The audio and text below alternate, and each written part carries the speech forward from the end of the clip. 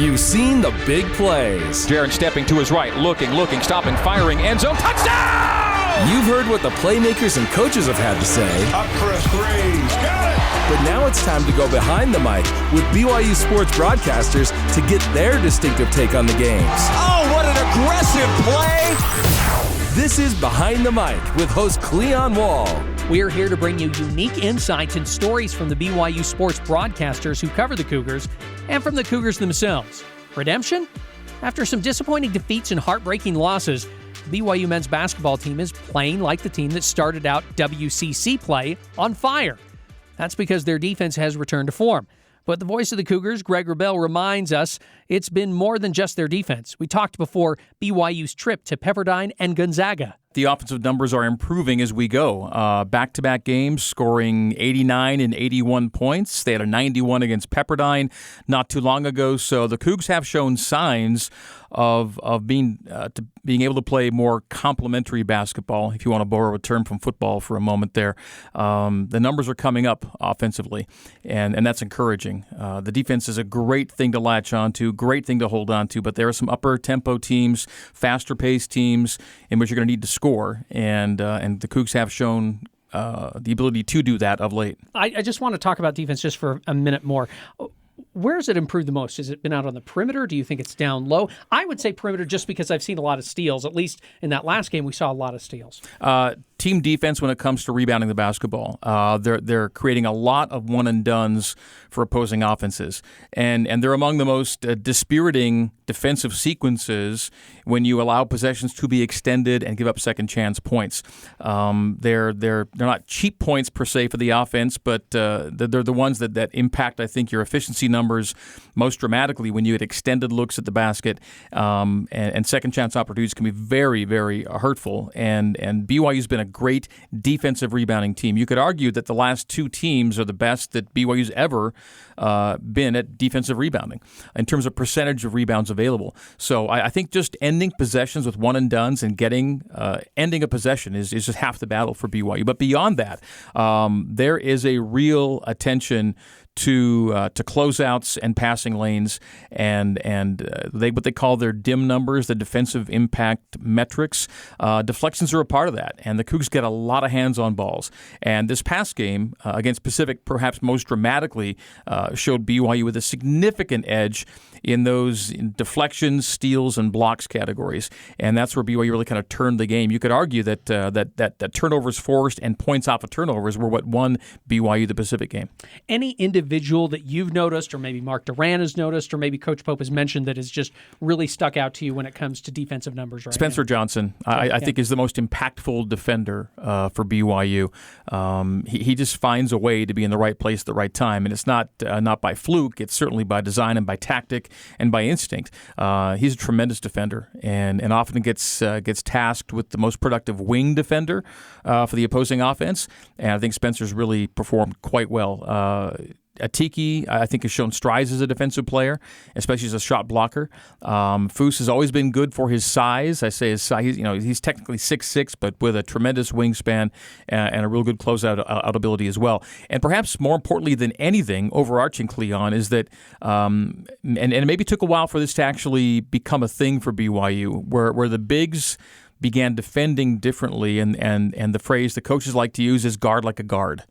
So even the bigs need to guard like a guard, and that means a lot more switching, a lot more playing away from the basket, and both Foose and Atiki have shown that ability. So guarding like a guard by the bigs is another big part of this puzzle. It's just 2 wins in a row, but even if you go back to the St. Mary's game, these guys and the Gonzaga game even. Yeah, true. Yes. Yeah. I guess for me, I look and it seems like in some ways they're feeling a little bit more comfortable with their identity now, which is let's be really good on defense, see what that leads to on the other end. Would that be right? And don't turn the ball over 10 times in the first 10 minutes. I mean, the Santa Clara-San Francisco trip looked bad, but it was made much worse by the first 10 minutes of both those games where they just could not hang on to the basketball. And it's not a coincidence. These last 2 wins, 2 of the most impressive wins of the year, were when BYU had single-digit turnovers. When BYU has single-digit turnovers, they can win a game by 20 points. Like, that's who this team is when they just take care of the basketball. Again, getting shots and making shots isn't the biggest problem on this team. It's just making sure you get into the offensive end and get into your flow to give yourself a position to take and make those shots. When they just hang on to the basketball, just at a higher level than they'd been in those 20 turnover games, they're going to be right there. Jackson Robinson came out and said, "Coach, I don't care if I start or if I come off the bench." How big is that for him, for Coach Pope, and really the rest of this team right now? Whether it's Rudy or whether it's Jackson or anyone else that's had to accept a role, that's a great thing for a coach to hear and know that you. I mean, right now, to be able to bring in a Rudy Williams and a Jackson Robinson off the bench right now, 2 guys with starter talent, I think it's a great luxury for BYU to have. On Cougar Tailgate, we talked with former Zags point guard Dan Dickow, and we asked him why the Zags have not been as good this year as maybe some of the years past under Mark Few. He mentioned no shot blocker in the middle. What have you noticed about the Zags team that you see that they quite aren't as good as we've seen in the past few years? Maybe not the superstar guard that they've had maybe in the past. And they're never terribly deep anyway, but I feel like maybe they're just missing maybe one or 2 guys of higher quality bench depth than they've had maybe in years past. But again, you're really splitting hairs because yes, okay, they have lost a couple games, and that's, losing 2 for them is big news. It's still Gonzaga. They're still a top 20 team in the rankings, and the metrics are still there. The one thing that does jump out at you though is their defensive efficiency, I think, is ranked around 180. That's not normal. So teams are scoring the ball better than they ever have against Gonzaga. And now on most games, that's no problem. If the Zags need to score 100, they'll score 100. But they have been more defensively susceptible this year than they have in years past, and that defensive efficiency number jumps out at you to show that teams are getting better looks and making more than they have against the Zags in the past.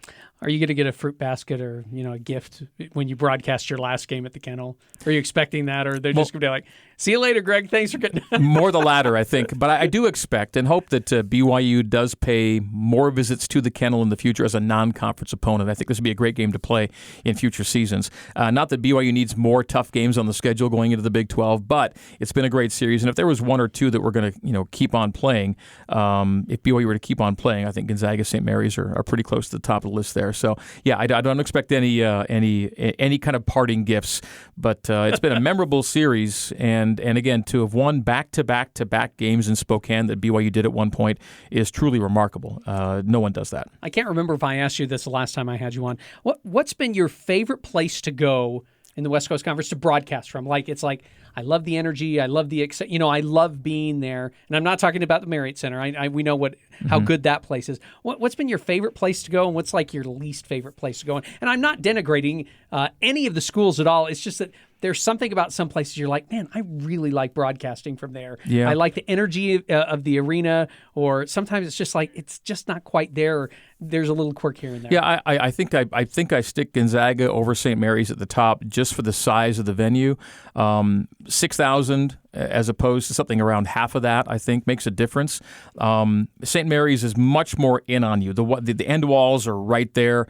It feels a little confined, a little constricted, whereas Gonzaga feels like a big-time basketball venue. It's 6,000, but it's an arena, and it's always filled, and the student section's always there early and loud. I don't think you can compete with Gonzaga in this league when it comes to favorite places to broadcast from. Least favorite, again, you're kind of, it's kind of a, I don't want to paint anybody with a negative brush here.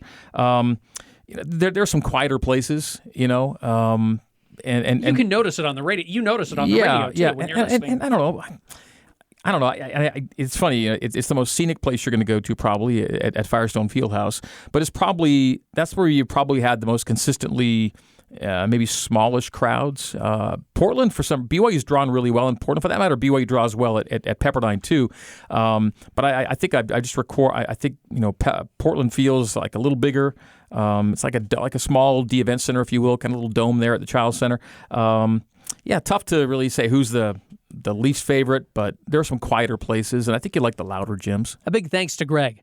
The BYU women's basketball team has struggled since winning 7 games in a row.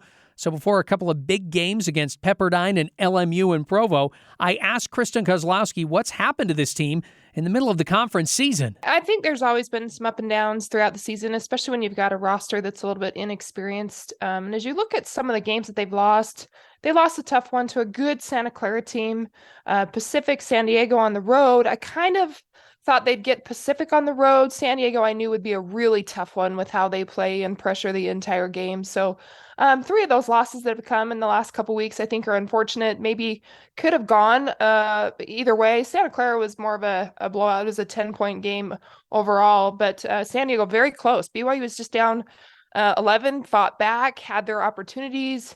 One too many turnovers, I would say, which has kind of plagued them, I think, in their losses. BYU with 19 turnovers overall, and San Diego scored 20 points off of those turnovers. So that's been something that I think they've been continually working on. When you're on the road, you got to take care of the ball as well. You mentioned the turnovers and the points they're giving up off of turnovers, but they're also having, at least in my opinion, they're also having a hard time scoring. Is it just not enough offense that we're seeing, or you're kind of making it sound like maybe it's a little bit of that, but they're also shooting themselves in the foot? Sure. I completely agree with that as well. It's a combination, right? So the turnovers are affecting it. It's a possession game.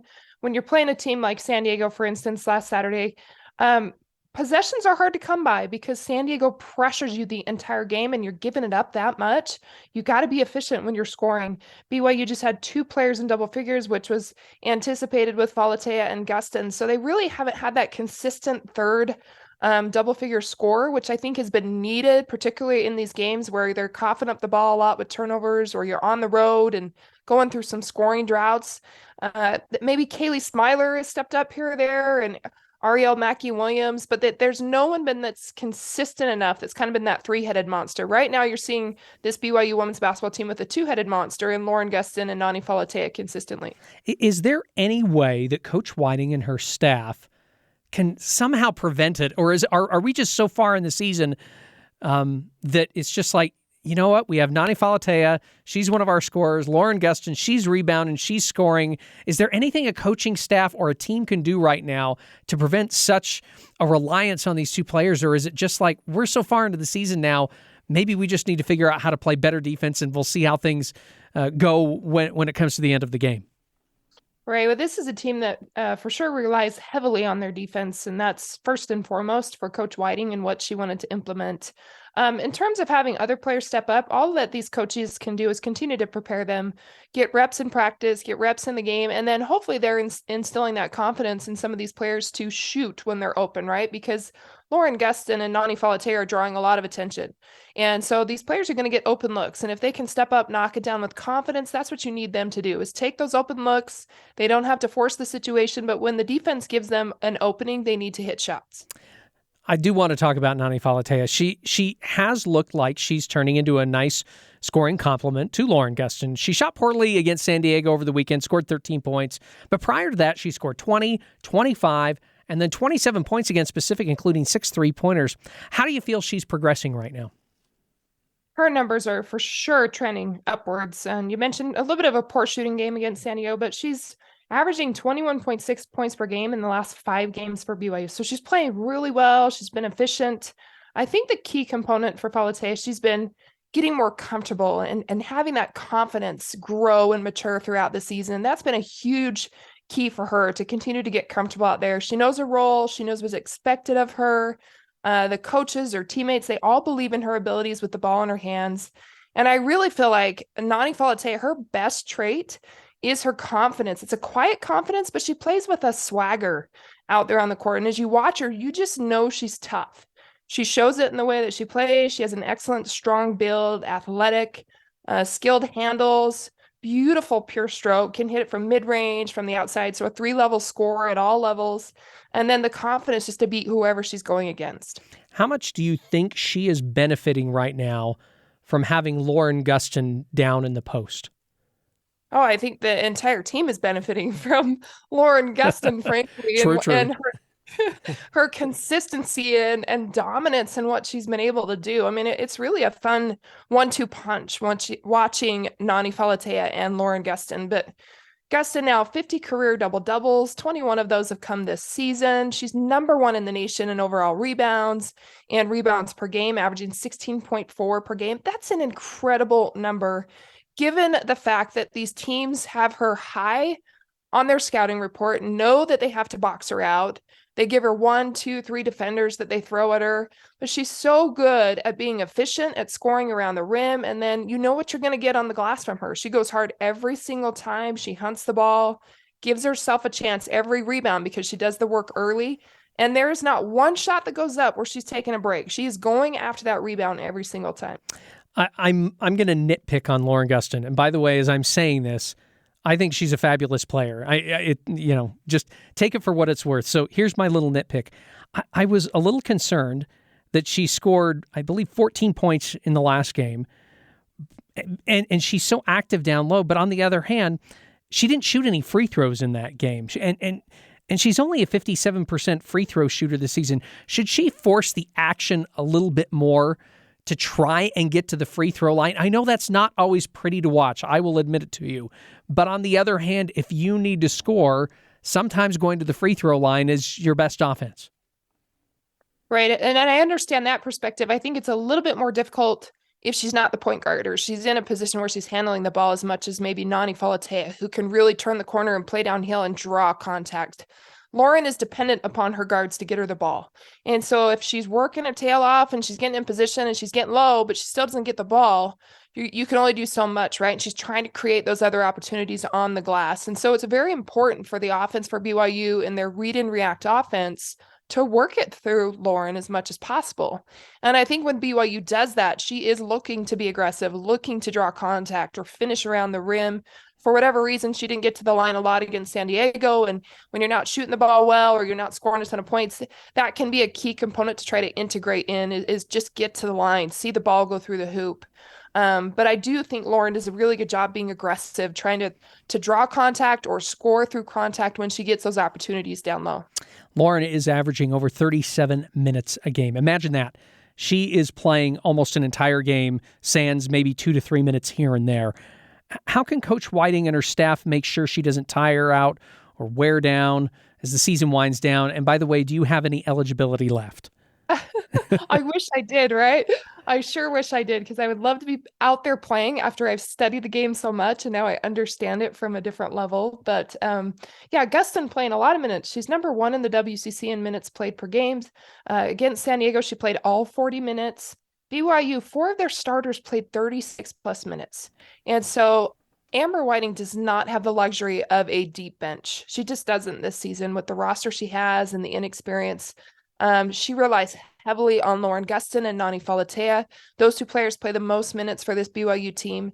And I think they've shown that they can with their endurance and their ability to play with a high motor the entire game, not taking a ton of time off, not lacking in their defensive intensity. We don't see Lauren get tired out there. And that's a huge component of her game is her endurance. She's got herself in elite physical shape to be able to play that many minutes and give Amber Whiting the most out of herself. And that's expected of Lauren at this point in the game. It's a huge weight on her shoulders, but I think she welcomes that weight and she's accepted that role that she has to play a lot of minutes for this team to do well. Yeah, Lauren has been fantastic this year. She's been one of the few players that has really carried this Cougar team. What do you want to see this team work on the rest of the season? We're in the second half of the conference season. We're getting ready for the conference tournament down in Las Vegas. What do you want to kind of see this team work on as we work towards that conference tournament? I think this is a team that always needs to work on taking care of the ball with that inexperience. And you're getting on the road and you got some tough games. They're obviously home this week against Pepperdine and LMU. Those are 2 games they have to win at home to keep themselves in the mix and higher up in the conference standings. LMU and Pepperdine sit at 9th and 10th in the conference standings, but they can sometimes be a trap game. And that's what BYU cannot afford to do, is lose these games at home, these games that they must win or should win on paper. Those are games that we need to see them win, especially going into the end of February, the beginning of March, where Coach Amber Whiting knows that this team needs to be playing at their peak. And that's what her goal is. She wants to continue to see them progress, and be playing their best basketball as we enter the WCC tournament in Vegas. To do that, you've got to get games like this and get over the hump of, okay, on paper, we're supposed to win. Let's take care of business. Let's not have a lull. Let's not overlook teams and get it done. And that's a good sign of a team that's made a lot of progress and is getting better. That's Kristen Kozlowski. Coming up next, BYU men's volleyball is on the rise.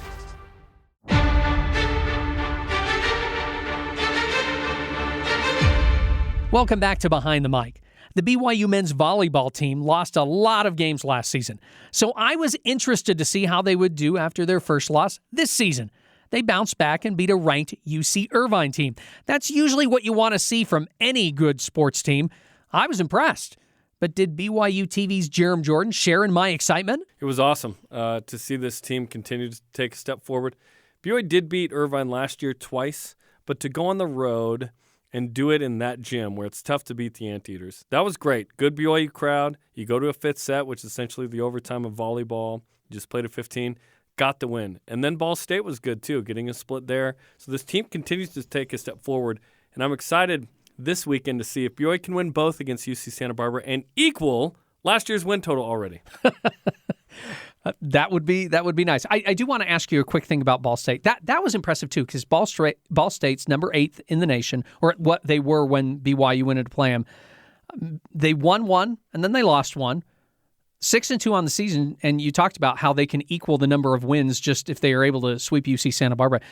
You never want to lose, but you got to be at least happy about how this season started. I mean, maybe they're not going to win a national championship, but the guys around you, or at least these guys, have got to be saying, hey, we're actually pretty good. They're growing, and the Ball State loss and win, real tight. That was a tough match. You had several deuce sets, right, decided by 2, where it's coming down to the wire. And this team that has 3 pin hitters, that is your opposite and your 2 outsides, freshmen or sophomores right now. Trent Mosier getting some looks. Luke Benson, Mix Romanis has had 20 kills in 2 of the last 3. He's playing at a real high level right now. Number 3 in the league in kills per set and points per set. He's elevated, and that's coming off a week where a couple weeks ago they let him sit out, had some knee soreness. He's really responded. So it's a young group. Senior setter Heath Hughes made a big difference.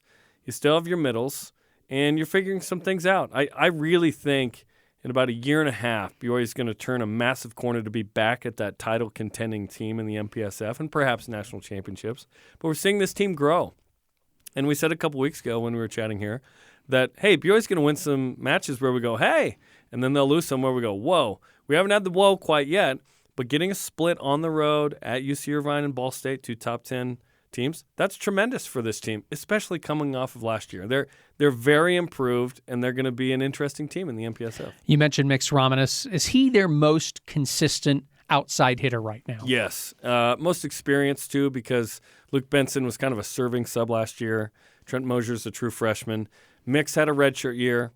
That 21 season, that was incredible for BYU, number 1 most of the year. Went to the NCAA tournament, was on the bench. He got to experience that. He played against All-Americans in practice all the time. Got some experience with the Latvian national team this summer, which is exciting, like the senior national team. Playing at a really high level, actually played against Finland for his country there. And then now he's the guy, and he knows he needs to be good. He needs to be kind of second-team all-conference level for BYU to be good. Perhaps he's first-team all-conference. He's playing first-team all-conference level right now, but it is early February. He's the most consistent, and he's got a great personality, super coachable, getting better, passing better, serving more consistently. Yeah, he's got to be the main guy. And then you need 2.5 good pin hitters. And BYU, I think, has that. They're just a little young, so they're dialing in that consistency. What might they be unhappy about on this young season? I mean, we've gushed about them. We've talked about, they're playing really well right now. And, hey, yeah, they've lost, but they're still playing well. And you're kind of like, yeah, the sky's the limit. But there's got to be some things that maybe Coach Sean Olmstead and the team members might say, yeah, we need to tighten this up a little bit. Service pressure is not good enough. They're bottom 10 in the country right now, although they have the number 1 server in the conference in Capono Brown. Individually, he's great. He's the junior, of course, among those kind of young guys, among those pin hitters. But he is a guy that has been awesome, but the rest of the team hasn't been super consistent. Now, aces aren't everything. You can get a lot of service pressure without the actual ace. If you get that team out of system, now they're passing past the 10-foot line. Now that set and that swing are more predictable. You can block that. or maybe they just hit it out. Like, that's what the game starts with, is service and serve-receive, right?